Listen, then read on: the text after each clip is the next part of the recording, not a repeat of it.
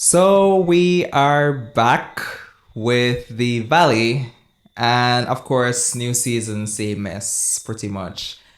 And I don't know, like, Brittany, when are you going to learn?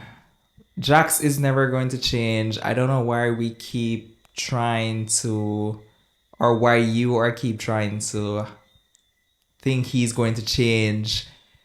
It's the same Jax from Vanderpump Rules coming right up. Every year it's always the same thing. Oh, this triggered him. He's going to go to rehab. He's going to try to change. And it's like you keep doing the same thing over and over and expecting a different result. I was really taken back by the fact that you decided to continue your podcast with him and at the same time you thought that you guys were going to work on the marriage. After all what he did last year when he came on to you, you would have thought that this is a dead end. You really thought that you were going to work on the actual marriage to actually reconcile with Jax. Are you serious? It is up here not on. What's going on?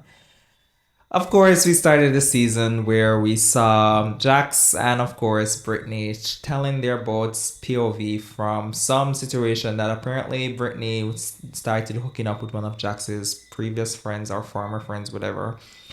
And he as well thought that they were getting back together. She basically alluded to the fact that they wants to get back together, and basically he came in and he saw some video that Brittany was actually sent to his still former friend, and he decided that he's actually going to, well, yeah, he saw the video of pretty much Brittany sending some sexy video to his former friend, and he lost it and basically started to create this excitement. And this is why I was like, I don't understand why Brittany thought that he was going to change or there was some change in the whole situation. I don't know why would she put herself through thinking that Jax is going to change.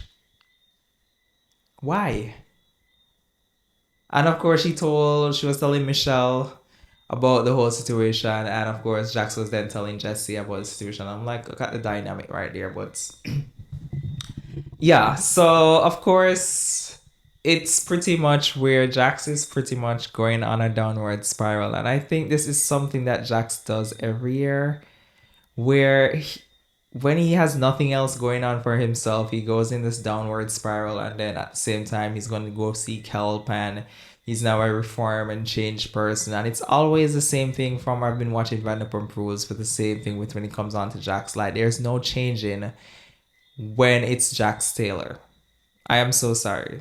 Like, I'm glad that he went and seek the help, but I don't think there's no changing when it comes on to Jax.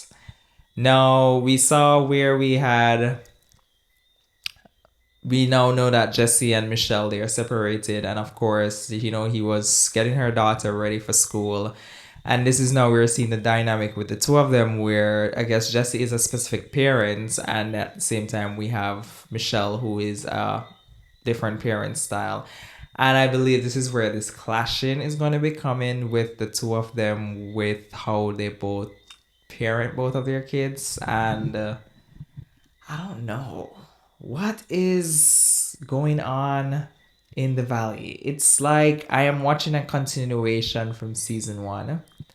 I realize that a lot of persons realize how they came off in season one, so they're trying to change how they portray themselves. Janet trying to portray how they portray themselves in the first season, and knowing that persons didn't gravitate towards that behavior that they were portraying. So now all of a sudden everybody's trying to edit their behavior. It's good to see that Kristen actually, I would say, maybe was vindicated in what she was, because we saw where Jesse called her over to the house. He did apologize to her, whether it was genuine or not. But again, this is where I'm saying it seems like everybody saw how they behaved in season one, and now everybody's trying to clean up. So we saw where he called Kristen over and he decided to apologize about his behavior last year, and also most of the things that Kristen was saying was actually factual as well. So that's something that he wanted to, get off his chest and clear. And it was nice to see that Kristen was able to move on from the situation more than what Janet was trying to do. And we'll get to that. Now, of course, we have this scene where we saw pretty much we have Janet, and I think she was doing something with Brittany. And again, we have Brittany here saying that we have Jax calling her phone and she doesn't have any peace or space or anything like that. And that is something I don't see. Why is it that Brittany thought that she wants to get herself back into a situation when it comes on to Jax Taylor? Like, you're literally this close to be out the door. The only thing you'll have time to this dude is your child. And you were really thinking that there's a way that I can reconcile this marriage. He's not going to change. And I don't know if he just loved the drama or anything like that, but there's no changing happening there. We got the scene where we saw it was Kristen, Nia, and I believe Zach. Yeah, they all met up, and this is. I remember when this happened last year, when pretty much Janet was on a press tour by saying that Zach and Kristen wanted her to have a miscarriage.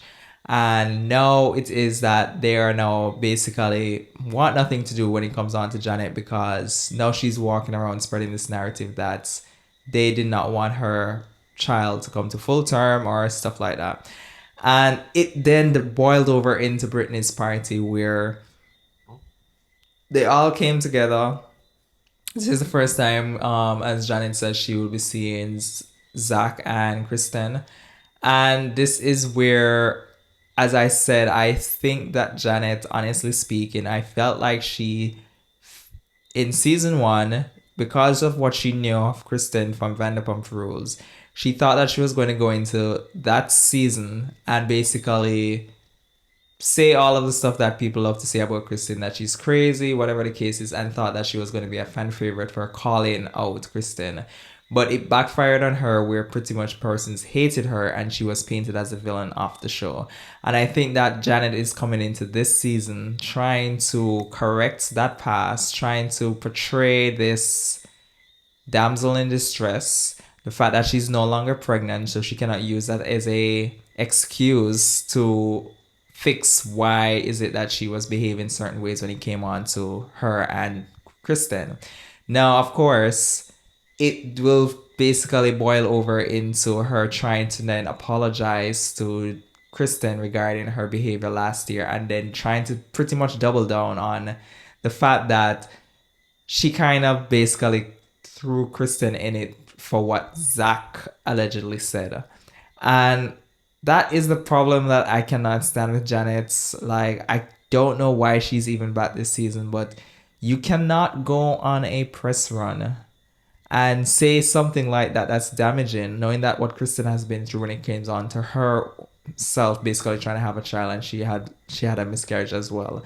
You cannot go on a press tour for how long, basically saying these stuff regarding Kristen, and then you're gonna come now because we're picking up back cameras and you saw how yourself looked on the first season, and now you're coming back trying to fix yourself or edit yourself, trying to win over the audience. And I'm glad that Kristen noticed it, where this apology does not seem genuine.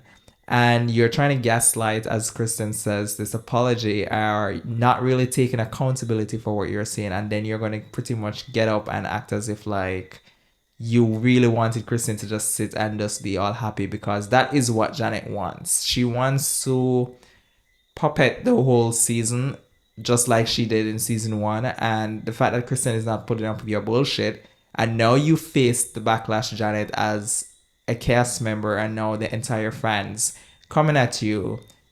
I would love to see how this is going to play out in the entire of this season, because I can see where Janet is going to try to do damage control. She's going to try to do damage control. She's going to try to fix how she came off. She's going to try to portray this nice damsel in distress. She's no longer pregnant, so she has no longer that as an excuse to say I'm pregnant, so people need to go easy on her. So I would really love to see how is it that Janet is going to carry herself this season. And if she's going to just stick to her, maybe that's her true character of how she behaved in season one, or she's just going to try to pretend now that she's such a good individual at this point.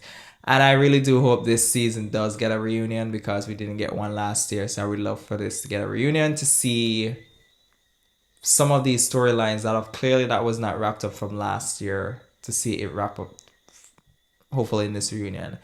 Now we got introduced to Michelle's new boyfriend, and I think he was also at the party as well. And we saw where Michelle and Jesse had a conversation in regards to Michelle doing some meeting regarding the child, and Jesse wasn't informed. And of course, he said that in this confessional that he did it to get a rise out of her by saying that how is it that she had a meeting or regarding the kids and he was not involved or was not notified, and the fact that he also wants to possibly move and also has his child at I think Orange County, but we all know that Michelle and her new boyfriend now lives in Los Angeles.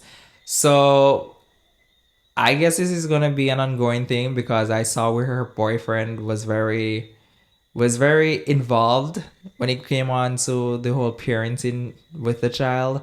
So I would love to see this is clearly going to be something throughout the entire season when it comes on to the three of them. I'm not sure if at any point we'll see Jesse's new girlfriend in the show and see what that dynamic is like.